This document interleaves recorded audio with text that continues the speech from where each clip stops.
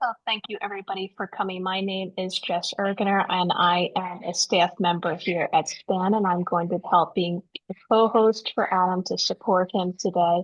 And I'd like to introduce Adam Krass and I wrote a little note here, so let me share that. So welcome to the presentation on assistive technology for people with vision limitations. So Adam Krass, our presenter, has over 30 years of experience in the field of assistive technology, working with children and adults with disabilities in schools, work, and home settings, and for remembering to create a conducive space for our learning today, if it's possible to have your camera on to create a learning environment. I understand where you may be.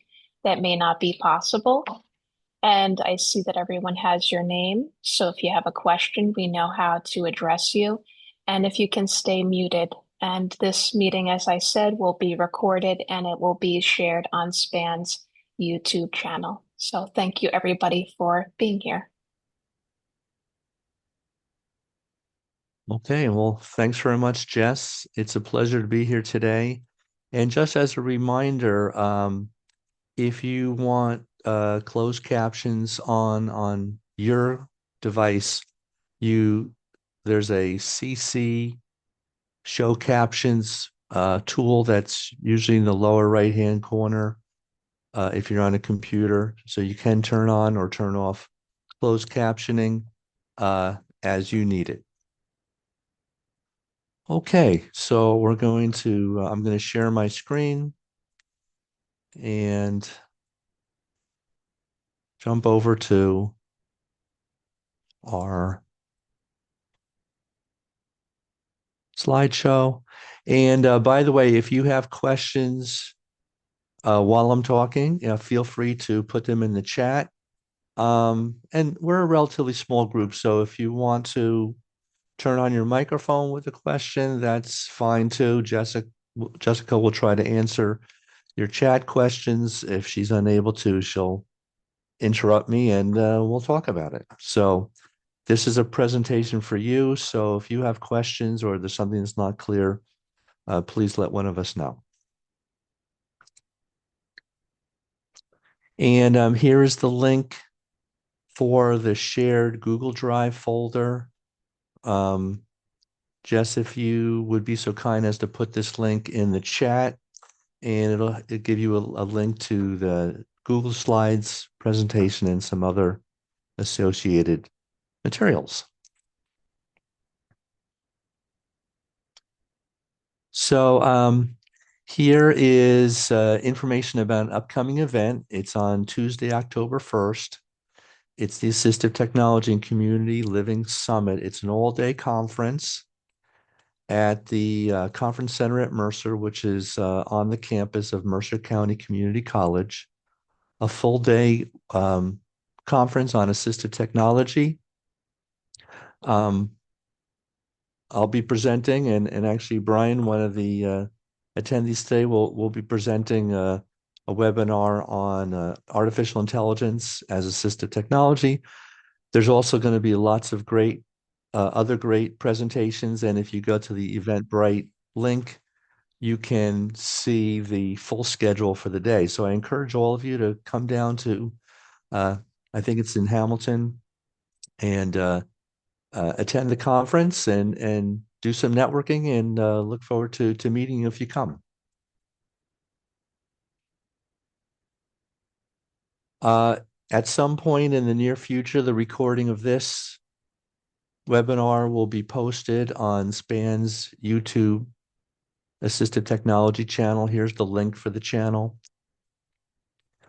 And usually takes us a couple of days to get the recording up there, but it will be there eventually. And there's recordings from other assistive technology webinars there as well. So a little bit about myself. I am an assistive technology consultant. I work with children and adults with disabilities, providing evaluations, training, ongoing support, webinars and workshops, and modifications and customization. In person, I serve northern and central New Jersey and New York City, and anywhere else remotely. I also provide free 30-minute AT consultations for anyone interested in assistive technology. These are all done remotely by via Zoom, phone, Meet, FaceTime, etc. And if you want to set up a 30-minute consultation, send me an email at this email address or give me a call at this phone number and we'll schedule your session.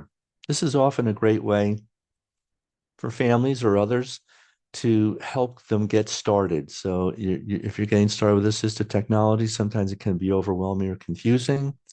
And the consultation is a great way to get pointed in the right direction. Another important part of assistive technology is trying it out. Try it out first before you buy it.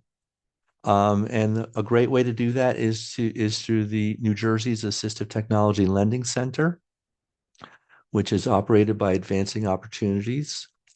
And here's the link to their lending center website. There's a full list of all the technologies that they have. If you're in a state other than New Jersey, every state has an assistive technology lending center, but if you don't know where yours is, send me an email and I will email you the link and information to your state's assistive technology lending center. So New Jersey's will send equipment to you for about a month for you to try out, and it's prepaid postage back, so it costs absolutely nothing to borrow and try out technologies. I highly recommend it to anyone who's exploring assistive technologies. So in general, assistive technology has two parts, the devices and the services. And the important message here is that if you are in the process of getting assistive technology for yourself or your child or your student, client, etc., make sure you're also getting the services to support the technologies so that everyone learns how to use it, you learn how to integrate it, it gets customized if needed, um, and uh, and because sometimes you really need that support to integrate it into everyday activities. Another important thing to think about when you're looking at assistive technology is the set framework. It's very easy to get tempted and wowed by the latest and greatest technology. And in the age of AI, I mean that's even more so. So it's really important to make sure that you understand your student, you understand the environment, you understand the specific task that the student is having difficulty with because of their disability. And once you've done those first three steps, and I highly, highly recommend that you start with those first three steps, then you're ready to start looking at potential technologies. Please don't start with the technology, no matter how cool it seems, without doing these first three steps, because you don't want to end up getting something that's not a good match with the student, the environment they're in, or the task that they're having difficulty with.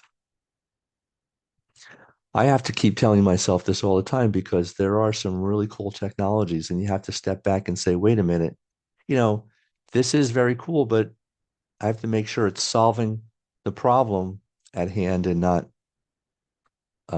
not just something that's cool to use. So I'd like to get a little information about you. We have something called a Menti poll, and I just want if you could go to this link or scan this QR code and just turn to page 3 for now and answer a short question about your role regarding assistive technology. We'll be filling out the rest of the Menti poll a little bit later. So here's the QR code. And I'm actually going to open up the Menti poll.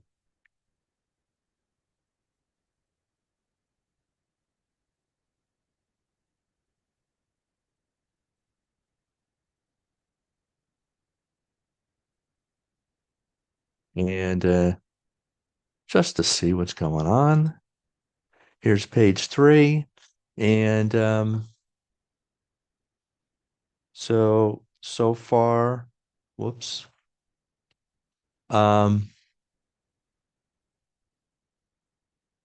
one person's a family member, one person's a teacher, and two people are, I'm having trouble seeing that on the screen. Uh, Healthcare or rehab. And you can continue adding your information if you haven't accessed that yet, even as I'm continuing to talk. But thank you for filling it out, the four of you who have done so far. And we'll come back to the Menti poll a little bit later.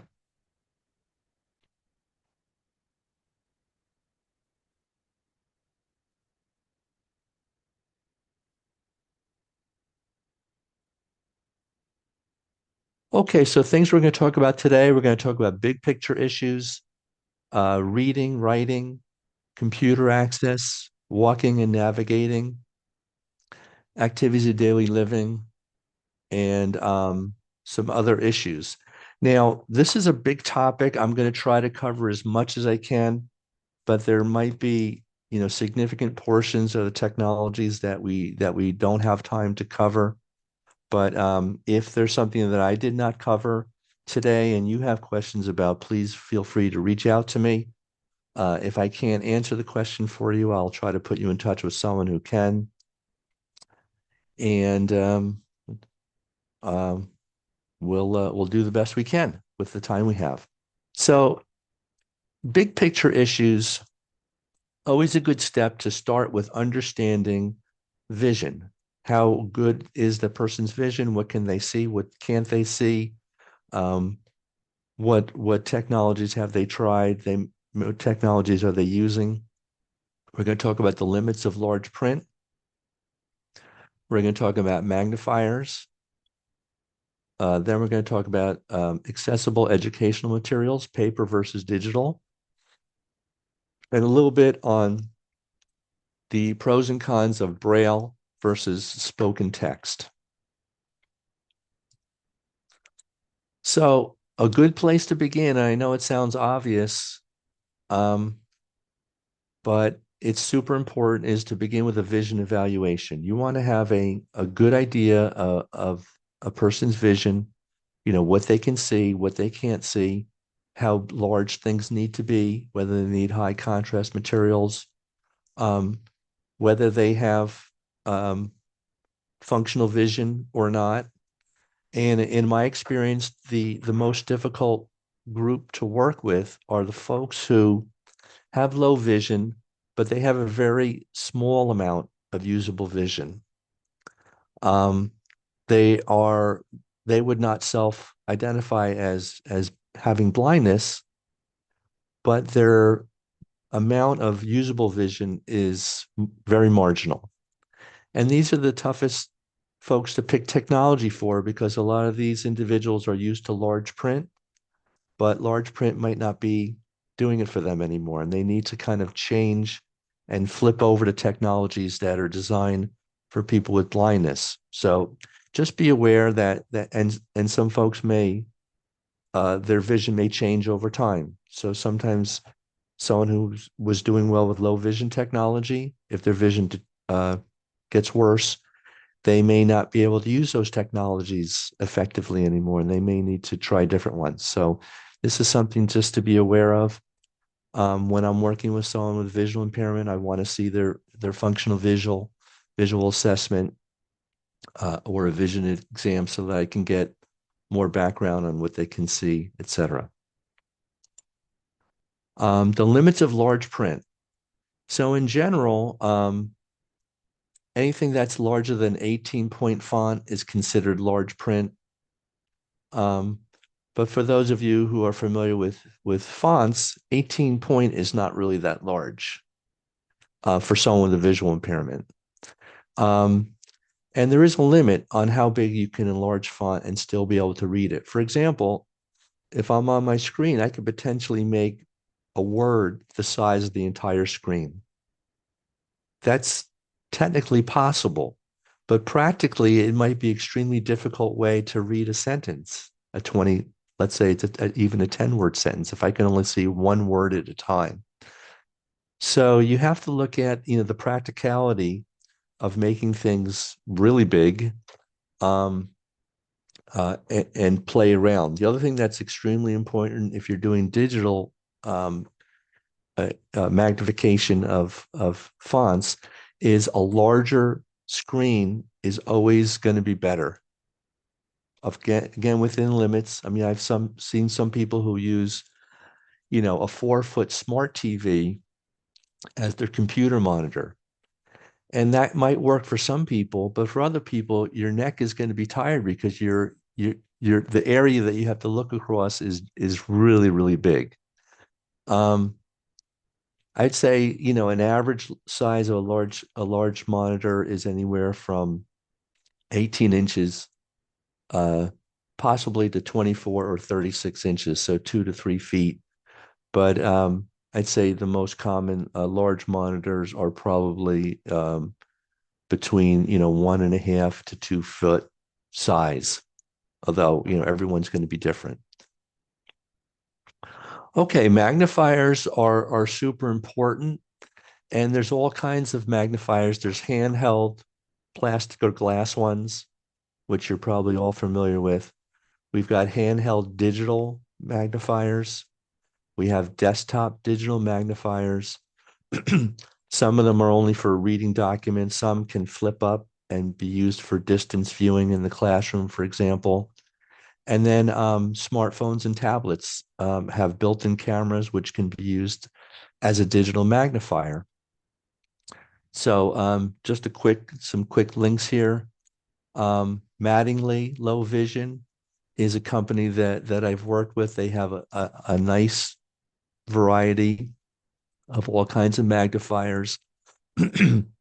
um, I found their quality to be decent and their prices are pretty reasonable. Um, Another thing that's nice to know about magnifiers is a lot of them have a built-in light, which can be really helpful. The Mattingly ones have different color lights. So some people might like a yellow light or a white light or blue light. And so you have those options. And they have a full range of sizes and shapes. Typically, handheld magnifiers are anywhere from 2x to 14x magnification. So that's why it's helpful to know what level of magnification you need. One thing that can help you, and this is in the shared Google Doc, is something like this. This is called a low vision screening chart. And I usually start with the small print. And what I do with this, I print it out on standard paper and you place it, kind of at arm's length, typical reading distance. And without a magnifier, you find out what's the smallest text that the person can read comfortably. So let's say you're working your way up and they've tried N16, can't read it. They've tried N20, almost, and then they try N24, and they could read that comfortably. Well, if you look under the bottom of that box, it says 4x. So that probably means a 4x magnifier in general would be a good one to try. I'm not going to say definitely is going to work for them, but try a 4x, try a 3x, try a 5x, a couple of them in that range. And, give them some standard print, like from a book or a newspaper, and see if it's comfortable.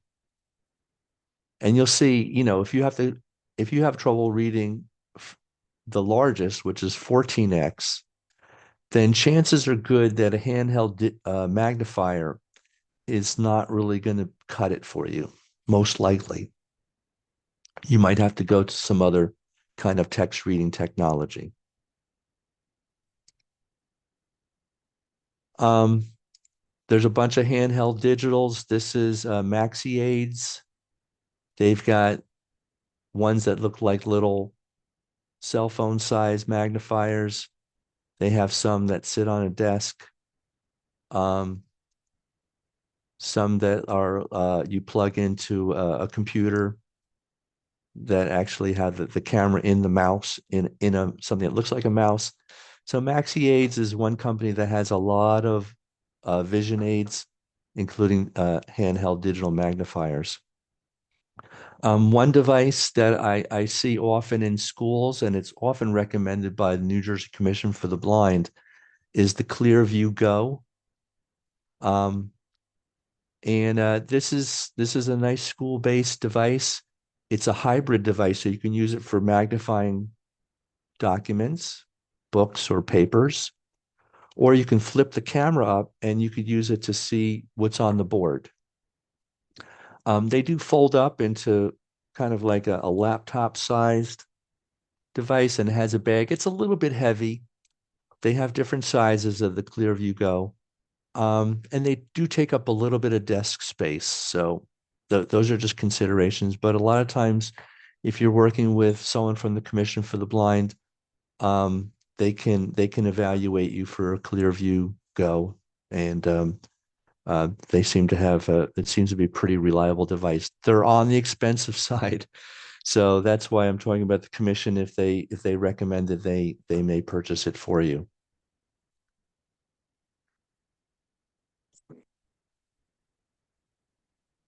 Okay, so when you're talking about accessible educational materials, a big question that I'm often asked is, what's better, paper or digital?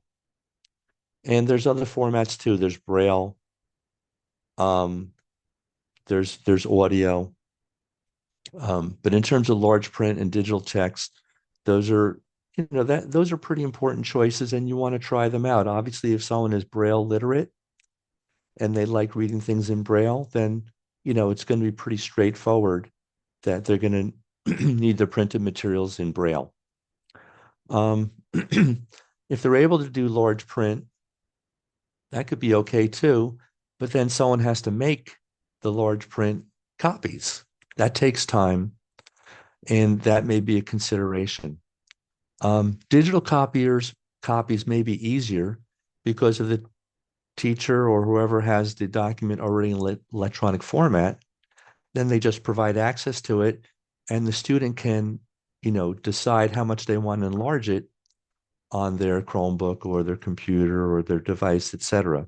They could also potentially change the text size, text color and background color. So with digital, you might have more flexibility. Um, or if they want to hear it spoken out loud, they might use audiobooks or have a text to speech program on a computer. And again, going back to the Braille versus spoken digital text, please be aware that not all people that are blind um, are able to read Braille. It's not universal, and there's some disagreement about what percentage of people with blindness can read Braille. Some people have said it's 10%. I think it's higher than that, but I think it's definitely under 50%. Braille literacy, I believe, has been declining over the years because a lot more people that are blind are using spoken text on devices instead of Braille. But there's still a significant number of people that do know Braille, so that's important to know if you're working with someone who is blind.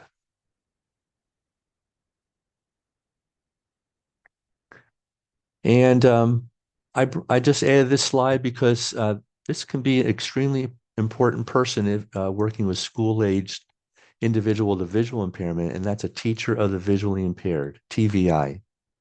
These are certified teachers that also have an expertise in working with students with visual impairments.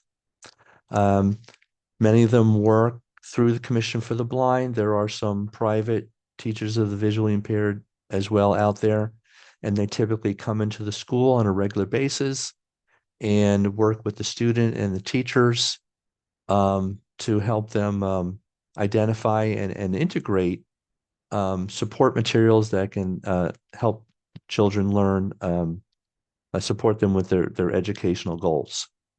This can include all kinds of things like any of the technologies we talk about today, including things like light boxes, large print materials, tactile materials, special devices, assistive technology. So, teacher of the visually impaired is a really important person um, that is part of the IEP team and should be coming in, consulting with the teachers, consulting with the family, and and helping identify any additional supports that a student might need for their individual classes. If you want more information about what TVI does or who they are, I gave you a link for that. Okay, so before we go into the examples, are there any questions, comments so far? Adam, hi, good afternoon. It's Tara. Hi, Tara. A quick question. How are schools currently deciding whether or not to teach Braille? Yeah, I that's a really good question, and I don't have the answer to that.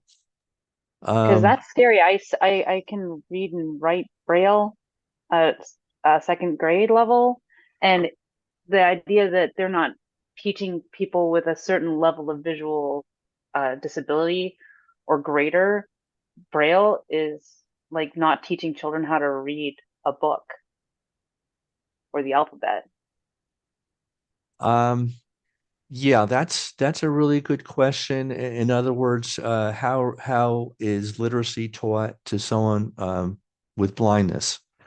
That's a really good question. I wish I had an answer, quick answer for you, but I can certainly look into that and I could let you know because I think it's a very good question.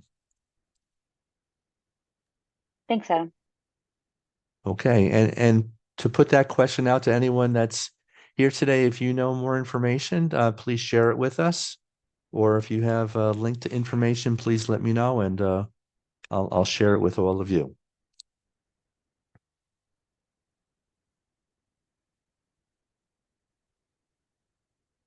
Other questions or comments?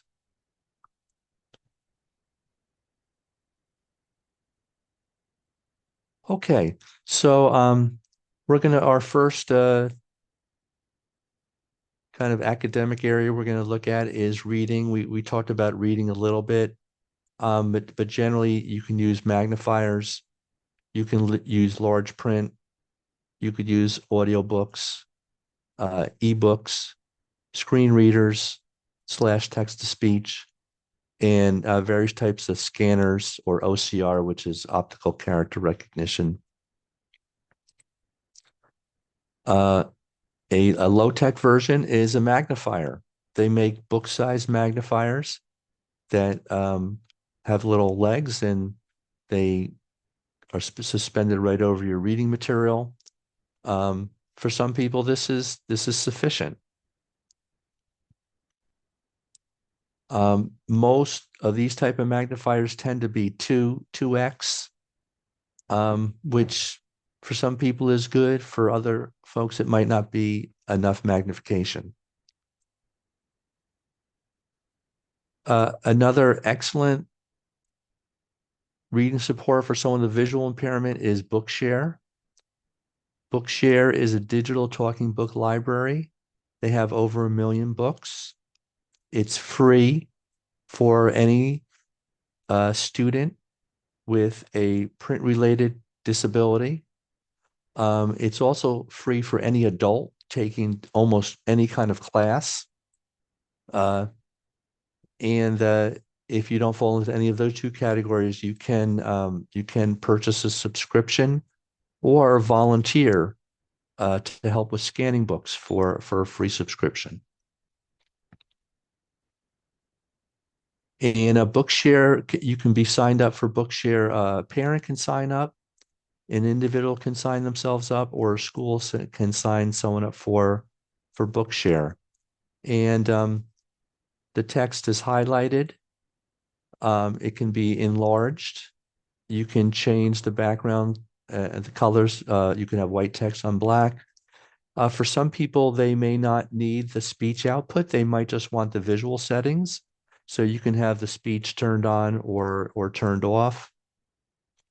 And they have just about every book that kids are reading in school, as well as many college level books as well. So if you've never tried Bookshare, I encourage you to try it out. You can go onto the website, you can search the library and see if a book you want is there. Um, and an excellent and free resource. Bard is also an excellent free resource for anyone with a significant visual impairment. It's operated out of the Library of Congress, and this is a digital audiobook library. They have thousands and thousands of digital audiobooks, which you can download onto any device, including smartphones. You download the audiobook onto your device and you have it on your device as long as you want it. You can keep it there forever, as long as you have your membership.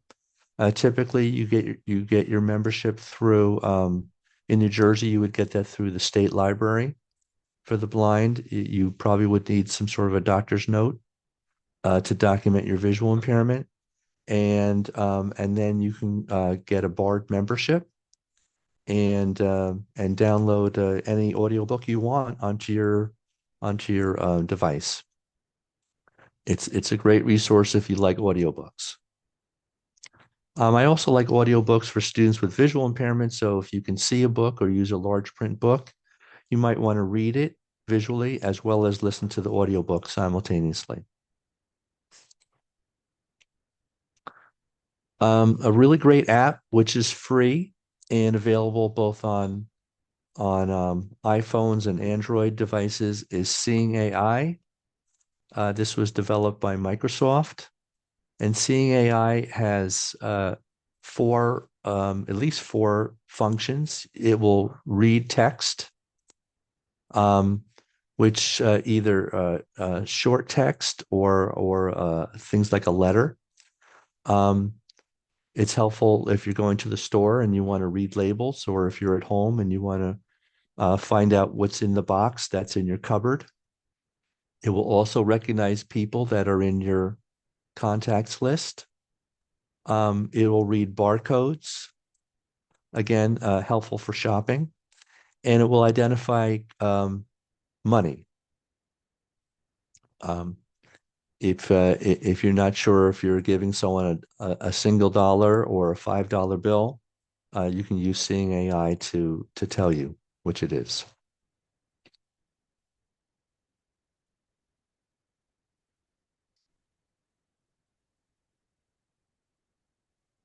And here are the links for the Google Play version or the Apple version. There are a lot more reading supports out there, so don't think that it's only limited to the three that I showed you. But those are three I thought would be of interest. Writing, there's lots of writing supports. Using a heavy marker or pencil with thick lead to make it easier to see. Writing guides, raised line paper, keyboarding, large print keyboards, braille keyboards, voice recognition, otherwise known as dictation,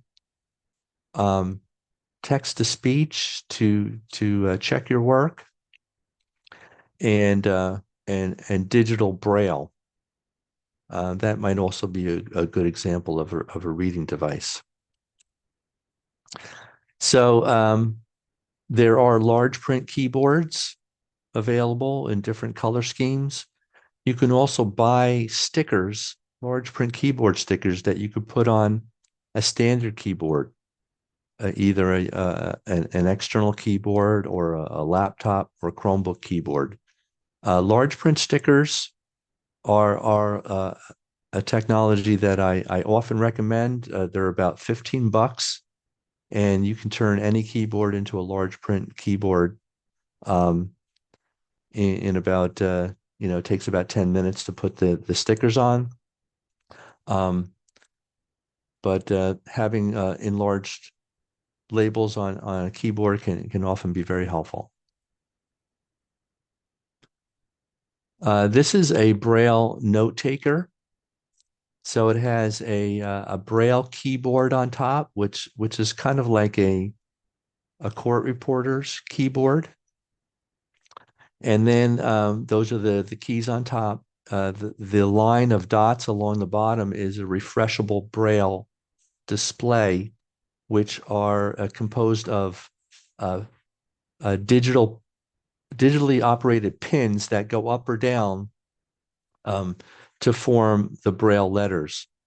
And this can be used to read back notes. It could be used to read documents, digital documents. Look in your contacts list. This is almost like a Braille-based smartphone that can hold all kinds of information for you.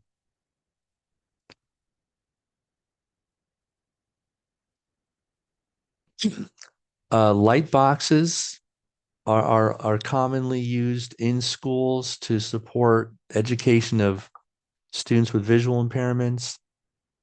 Um, it could be used to learn the shapes and of numbers and letters to identify shapes, numbers, letters to support math instruction um, and other kinds of educational materials. So light boxes are commonly used. Again, this is something that if you're working with a TVI, the teacher of the visually impaired may recommend it. Um, for kids who can see things well with a light box, it can be an extremely important educational tool.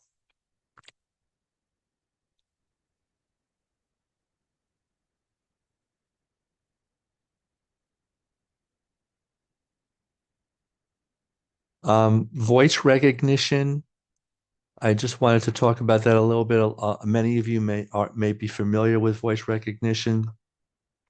Um, if a student is having difficulty with handwriting and is not proficient yet with keyboarding, you should definitely explore voice recognition um, to see if it could become an efficient way for the student to uh, create create written language. If you're going to do that, it's important to also have some sort of text-to-speech feature so you can check that dictated writing and make sure it's correct.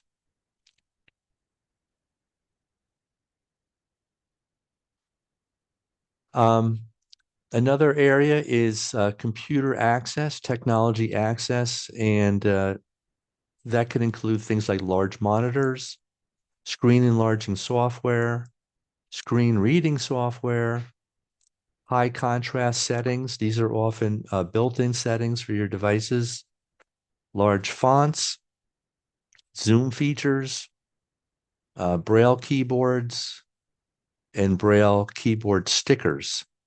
So I was talking about large print stickers before. They also make Braille stickers for your keyboard. Every keyboard letter would have a corresponding Braille sticker. The stickers are often clear so that someone that is sighted can still see the labels on the keyboard. And then each key would have a Braille, um, the Braille equivalent of that letter or key.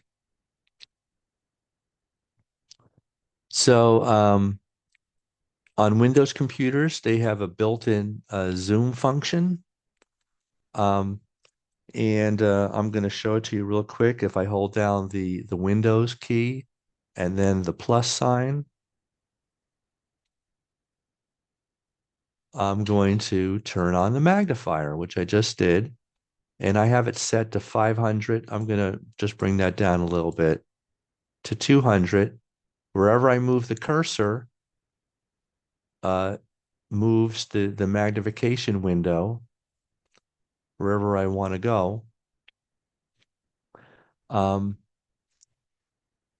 and it'll also read text. So let's see if this will work here. Whoops.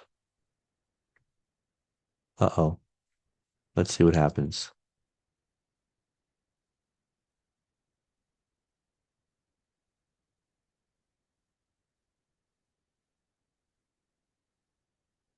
So that will attempt to read the text that's on your screen. And again, this is built into Windows computers. Again, you hold down the Windows logo key and you push the plus sign, and the magnifier is going to pop up. To turn it off, you can just do Windows logo screen and escape, and it turns the magnifier off.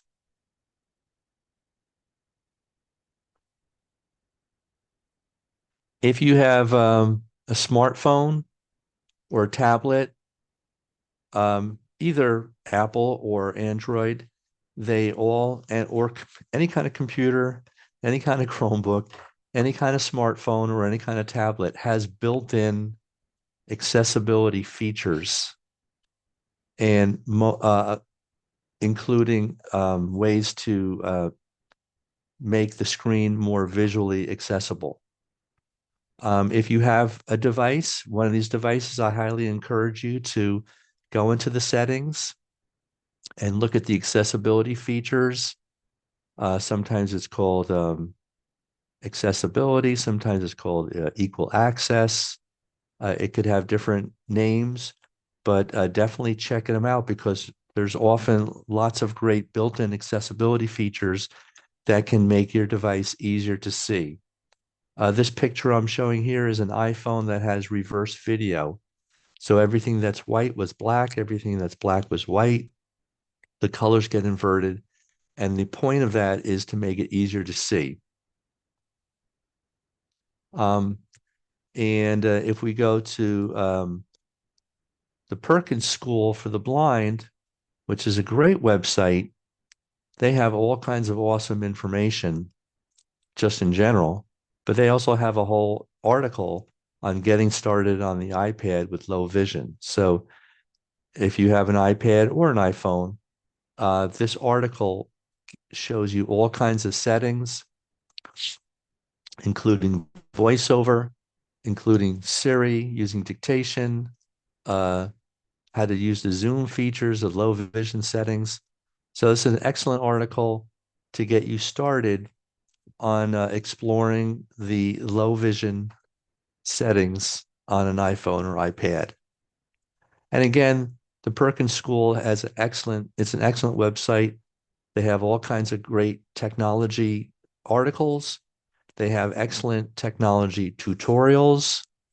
Um, and a number of people that I know that have visual impairments use this website a lot for getting all kinds of great technical support. I found their information to be really high quality. Zoom Text is another commonly used program for enlarging text, enlarging everything on the screen, as well as speaking the text. So it's a nicer version of the Windows Zoom feature in a whole program. It is a purchased program, so it has a lot more bells and whistles and features. I'm just going to show you a real quick video just to show you a couple of those features.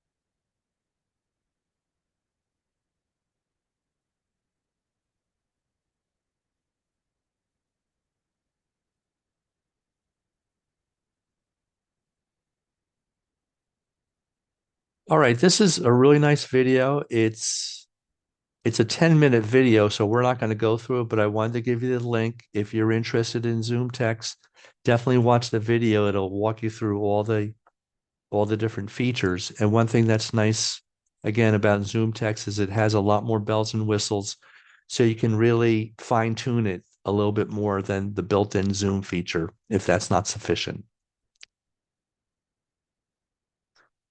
A program that's extremely popular among those who are completely blind is JAWS.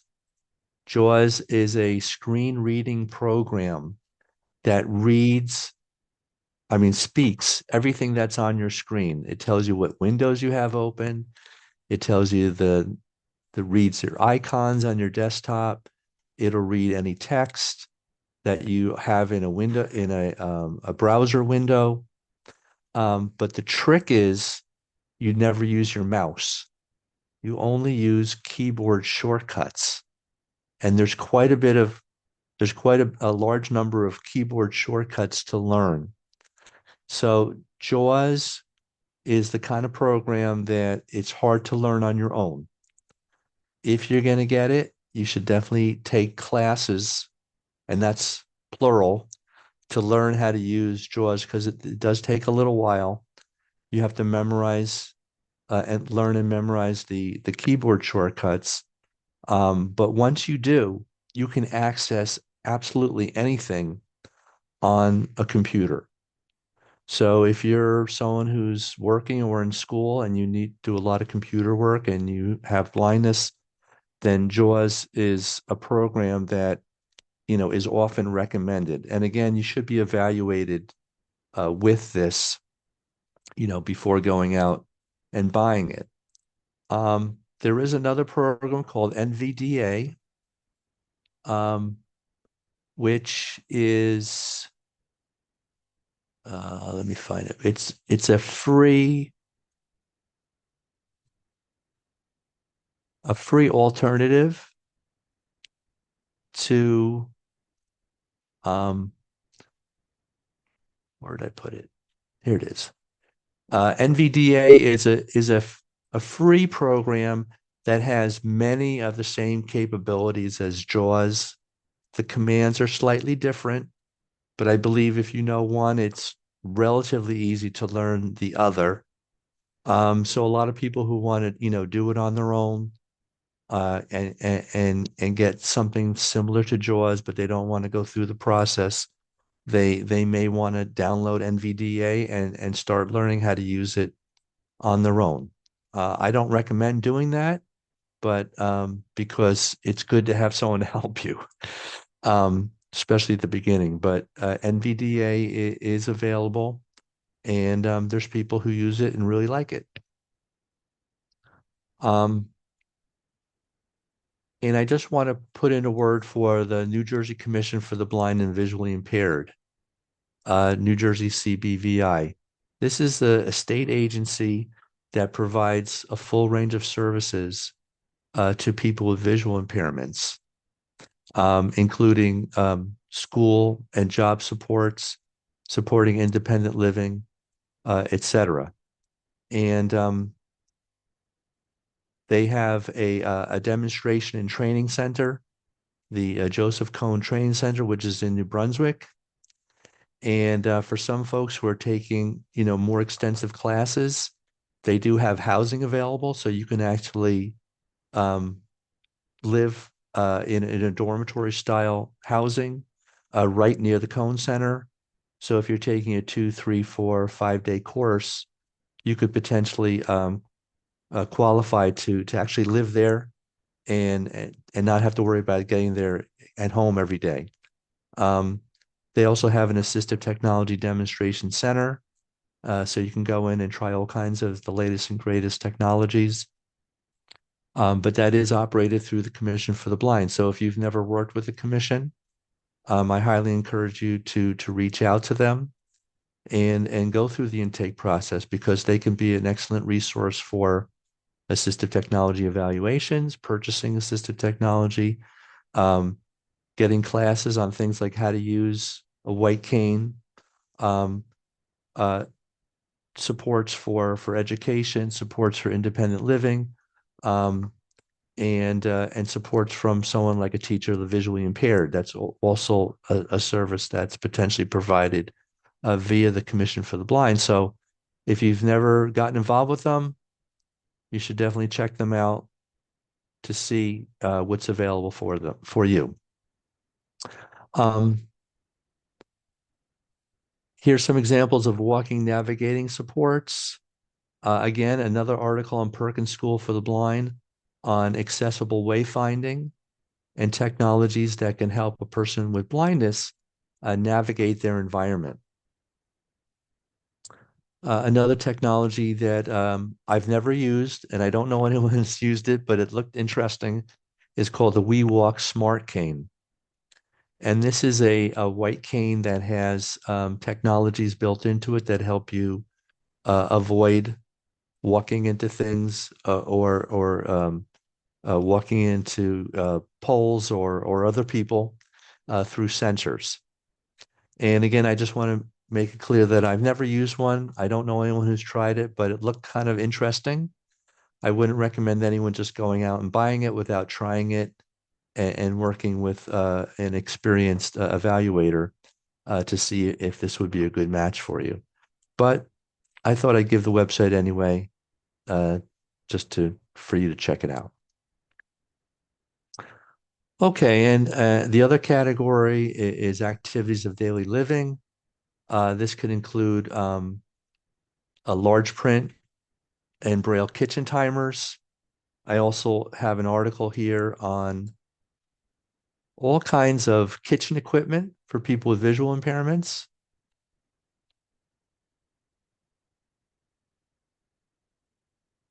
And there's lots of websites that have adapted kitchen equipment, but this is one that looked pretty interesting.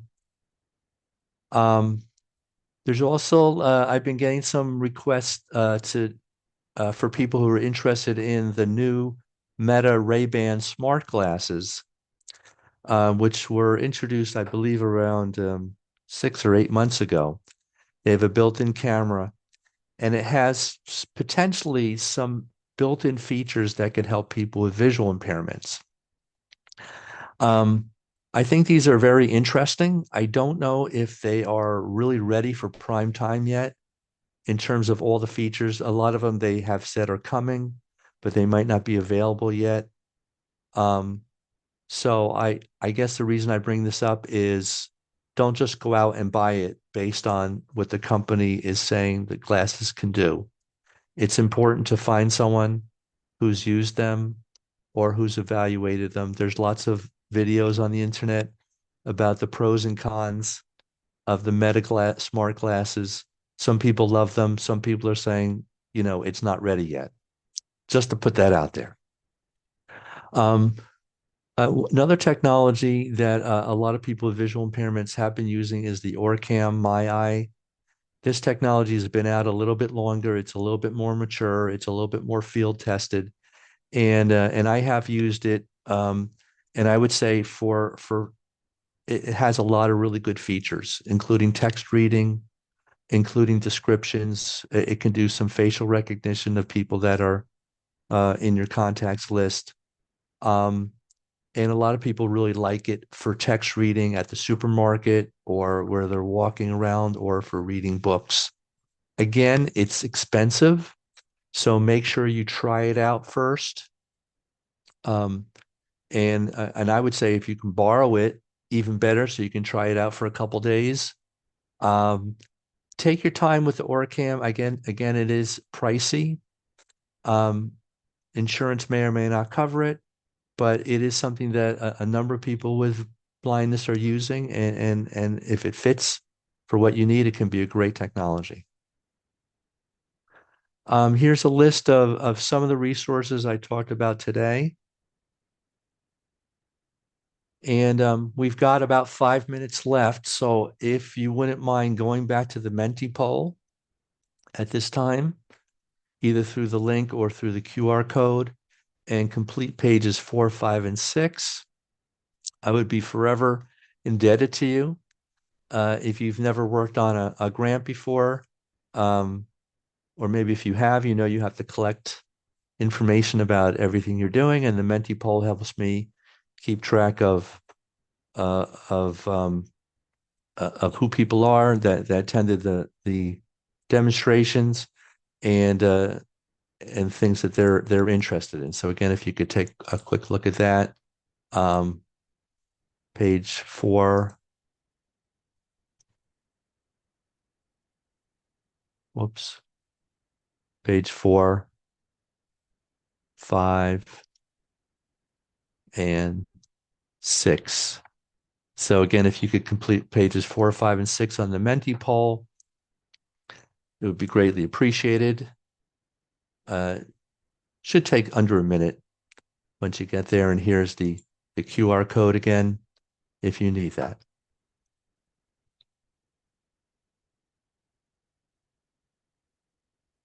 And here is my contact info, phone number, email, website. Please feel free to call or send me an email if you have questions after today. If you have any experience with any of the technologies we've looked at today or ones that are related to it, please let me know. I'm be happy to learn more about technologies that you've used, either that we either worked out or didn't. And we're going to open it up for a few minutes to any questions at this time, and I'm going to stop sharing my screen.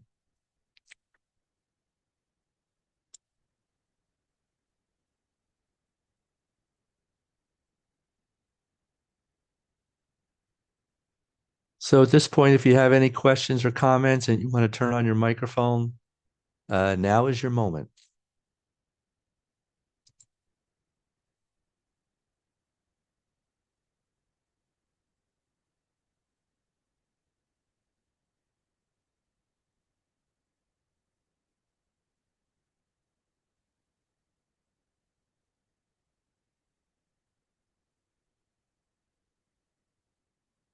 Okay, well, I guess I either answered all your questions or you're totally saturated.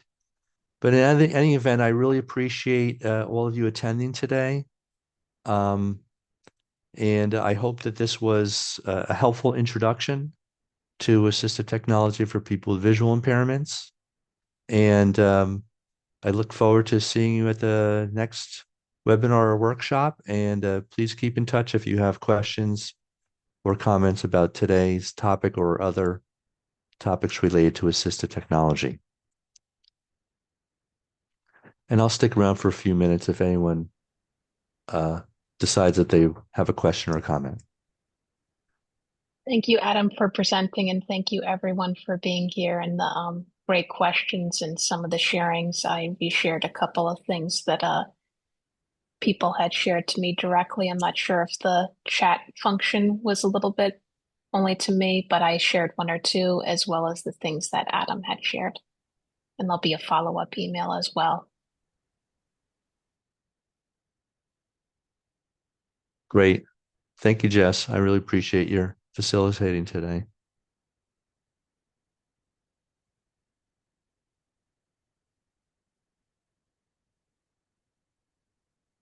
I know there's a way to download the chat.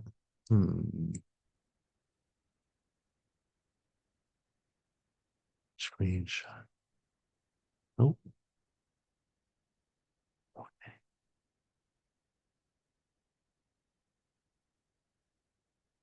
Oh, well. Okay. Well, I guess that's it for me. Have a good day, everyone. Thanks again.